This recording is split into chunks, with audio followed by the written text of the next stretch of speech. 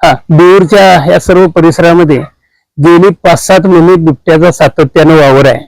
अनेक वेळा तिथल्या स्थानिकांना, शेतकऱ्यांना, महिलांना बिबट्याचं दर्शन झालेलं आहे.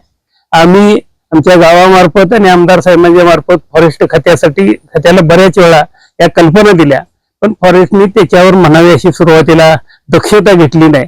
आणि त्याचा परिणाम असा झाला की 30 तारखेला माझ्याच घराच्या जवळ एक 200 फुटावर एक लहान बालक राजवीर हनुमंत पाटील यांचं घर आहे.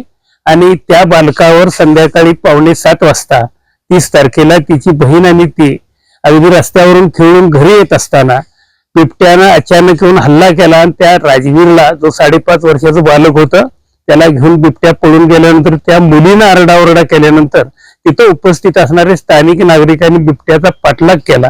त्यावेळेला बिबट्याने 2 वेळा नागरिकांच्यावरही अटॅक करण्याचा प्रयत्न केला, पण गडबडीमध्ये एका ओढ्यावरून उडी मारत असताना ते बालक त्याच्या तोंडातून निसटलं. त्यावेळेला ते मृत झालेलं होतं. पण ज्यावेळेला नागरिक मागे लागले त्यावेळेला त्याची धडपड चालू होती. दुर्दैवाने हा अतिशय घाण प्रकार इथं घडलेला आहे. आणि ह्या तालुक्यामध्ये ह्या 5-7 महिन्यामध्ये जवळजवळ 3-4 लोकांच्यावर अटॅक केला. 2 वर्षापूर्वी तडवल्याला एका ऊस तोडणी मजुराचं 2 वर्षाचं बालक पळवून नेलं. त्यानंतर आमच्या राघोजा वाडा म्हणून आमच्या पश्चिम बाजूला एक गाव आहे शाहवाडी तालुक्यात, तिथल्या एका बालिकेवर हल्ला केला.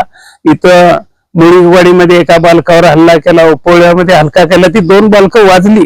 परंतु आता बिबट्याची एवढी दहशत झालेली आहे की शेतकरी सुद्धा रानात जायला घाबरतात. आणि बाजूला सगळी बागायत शेती असल्यामुळं प्रचंड मोठ्या अडचणीला आणि ह्या बिबट्याच्या दहशतीला सामोरे जावं लागत असताना शेतीवर सुद्धा त्याचा परिणाम झालेला आहे.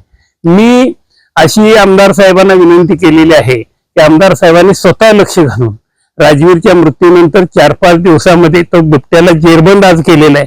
पण हा एक बिबट्या नाही साहेब, अनेक बिबटे ह्या भागामध्ये अक्षरशः कुत्री किंवा मांजरे फिरतात तशी फिरत आहे.